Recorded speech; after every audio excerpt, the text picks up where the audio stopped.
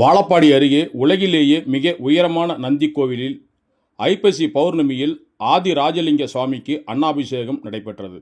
இதில் திரளான பக்தர்கள் கலந்து கொண்டு சாமி தரிசனம் செய்தனர். அதனைத் தொடர்ந்து உலகிலேயே மிக உயரமான 45 அடி உயரத்தில் அதிகார நந்தி அமைக்கப்பட்டு நந்தியின் வயிற்றுக்குள் 15 அடி உயரத்தில் அருவமாகவும் உருவம் அமைக்கப்பட்டு 3 அடி உயரத்தில் சிவலிங்கம் வைக்கப்பட்டு சிவலிங்கத்தின் மீது தினசரி பக்தர்கள் பன்னீர் அபிஷேகம் செய்த வண்ணமாக உள்ளனர்.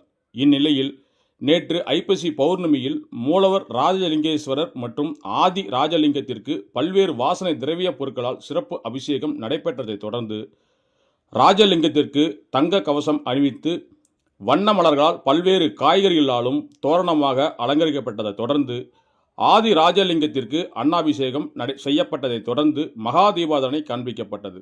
இதில் திரளான பக்தர்கள் கலந்து கொண்டு சாமி தரிசனம் செய்தனர். அதனைத் தொடர்ந்து சிவலிங்கத்தின் மீது சாத்தப்பட்டு பூஜை செய்த சாதத்தை வரும் பக்தர்களுக்கு பிரசாதமாக வழங்கினர்.